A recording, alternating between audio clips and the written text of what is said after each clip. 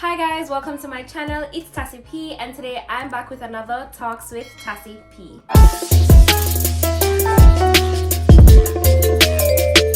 If you're new to my channel, I'm Tacy P, and on this series, Talks with Tacy P, I basically get into as much info as I can. I literally sit down and I talk with you guys about my opinions, about current situation, but right now we're going to talk about the ways in which you can come to Canada as an international student and study, like myself. So if you have any questions or anything you want to clarify, go ahead and leave a comment down below and I'll definitely respond to you either in the comments or in a video. So today in this video, we're going to talk about the best time to apply for schools in Canada, the application fees, and finally, how do you know that you're choosing the best school, right? These are things that I wish I knew before I came to Canada, and fortunately I've made it through. I'm doing good. But I think it will be very beneficial to a lot of people who are considering coming to Canada, or maybe one day say, hey, I want to do my postgraduate degree here. So without further ado, let's jump right into the video. Now let's jump into application fees. Now, when applying to universities, you can apply, well, you actually should apply at the Ontario University Application Centre, which is referred to as OUAC. As for the colleges, you can do this at ontariocolleges.ca, which is otherwise known as OCAS. Now, each application centre has different application fees. Now, for the university one, you have to pay quite a variety of money depending on how many programs and how many universities you're applying to. Now with OCAS, there is a $95 non-refundable fee. This fee is applicable to more than 5 program choices, in which you cannot choose more than 3 programs per college. What this means is that normally when applying to a college, you have to choose at least 3 program choices. So if you don't get into the first one, it's likely that you might get the second one, and if the second one is probably you can't get into the second one, then the third one is available. And you can only choose maximum 3 per college. Now, something you must know is that all those programs must start within the same academic year. If you want to choose 2 programs that are from September to April, however, the other one is from January to say September, then you're going to have to pay an additional fee for the one that's in a different academic year. Also, I do believe if you're applying to more than one university, you're going to have to pay more than one of that application fee. Now, as for Ontario University's application center, the fee is actually split into 4 different ways. Now, the base fee that you will be paying for the university is 150 Canadian dollars. I must also make that aware that the $95 for the colleges is Canadian. Now, you will be paying 150 base price Canadian for any university you are applying to, right? That's the base price, and this is for maximum 3 programs as well. So if you're choosing one school, then in that one school, majority of the schools, all schools, are the most you can choose is 3 programs. Now, for each additional program choice, beyond that 3 that you get to pick, if you say you want to apply to a different university, you're going to have to pay the base fee again, along with another $100, depending if you want to do if you want to try applying to a different university.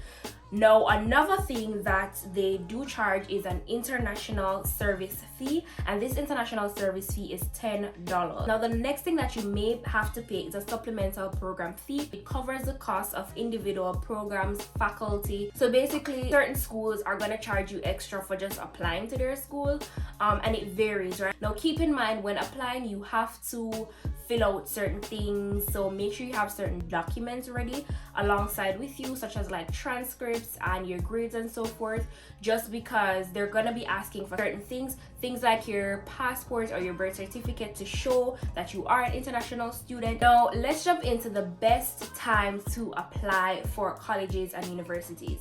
Now, I'm gonna say this: now is the best time. If you're looking to come to Canada, now is the best time. And when I say no in terms of if you're looking to come to Canada sometime next year, this is like the middle, this is the perfect time to apply.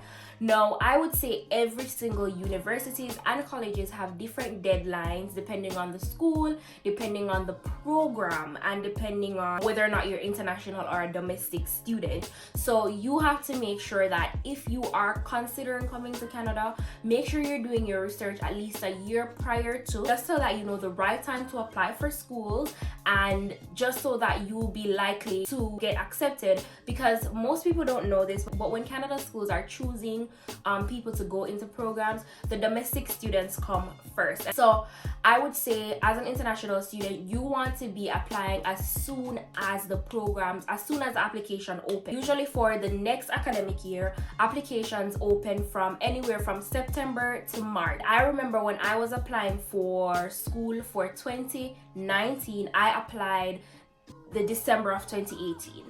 Right? So, and at the time I was still waiting on certain stuff like transcripts and so forth, but once you have majority of the information, then you should be good. I applied around the ending of November going to December of 2018 before coming to Canada in 2019. So if you're going to come to Canada, make sure you look at each deadline depending on the school and your program, because for some programs they have application deadline is a lot further away than some programs, so you definitely want to jump on that. Now, the last thing that we're gonna talk about is choosing the right school.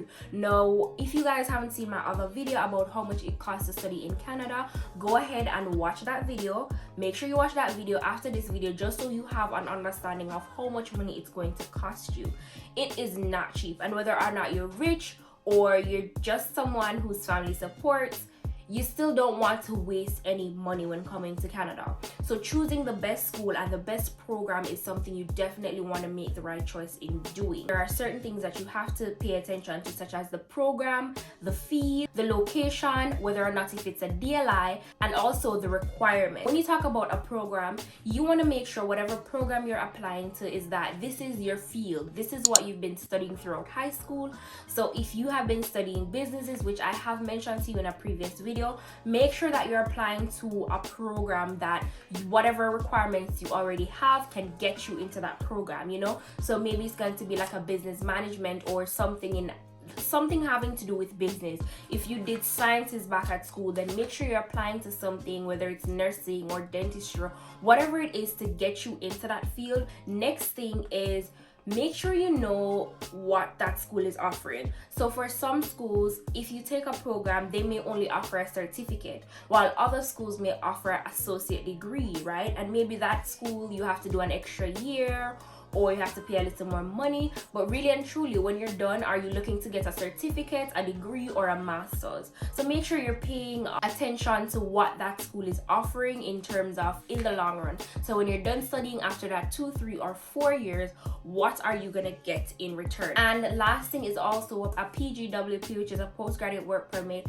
And basically you want to make sure that whatever program you're doing, whatever job you're gonna go into, is that program or that university that you're going to allows you to work afterwards. Next thing are the fees. Now, you definitely want to compare the fees of one school to the next. So if there are 2 schools and they're offering the same program with the same accreditation, the same degree, and this school is cheaper than the other one, why would you go to the one that's more expensive just because, right? So there are schools that are hidden or that are far out, which is way less expensive. The regions might be colder, or you may have less people in that place.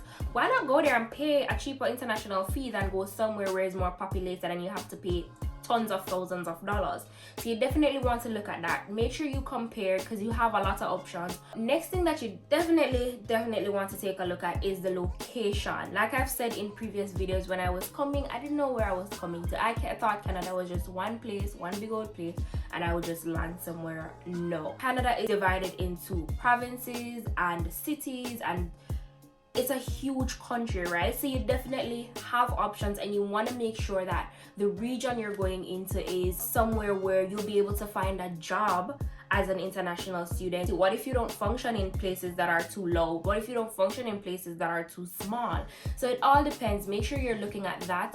Also, the weather. When I was coming, I knew nothing about this weather. Some places in Canada are colder than some, and you definitely, if you're not used to the weather and you think and you believe you're not gonna function at all if it's too cold, then look for somewhere else where you will be able to function, where it's not so cold and you can still do well at your school. Even though I feel like if you're coming to study, it doesn't matter about the weather. Next thing is DLI, which I've spoken about. Now, you need to make sure that your school that you're coming to is a designated learning institution, and I'll post on the screen what a designated learning institution is, and I'll also put the link below so you can check that out to see if the school you're choosing is a DLI. No, you want to make sure this is right, because if it's not a DLI, you're not going to get your study permit. On your study permit, there is a requirement that the school you're coming to is a designated learning institution. So just make sure that when you're applying, it is a DLI and it is considered an international student school basically, and you can come here. That's also something you should know. Not every schools in Canada are for international students, and not every school in Canada offer all their programs to international students. So that's something else you need to take a look at, because that can be real detrimental to you if you believe a program is for a certain area and then it's not, and then when you go to apply for your study permit, then you get rejected. Again, just making sure that your transcript is up to date, all your grades are correct and everything, and just making sure that these all pass or either is or above the mark that they want to see you have at that university. So these are just some things you need to look out for in terms of the deadline, the application fees, and what it means to choose the right school in Canada. Now, that's the end of the video. If you like this video, please go ahead and give it a thumbs up. Again, if you have any more questions or so, let me know in the comments. Now, the next video that I'll be posting is going to be all about applying the right way for a study permit and having all the documents that you need. So if you're new here, please don't forget to subscribe, and I'll see you in my next video. Bye guys. Mwah.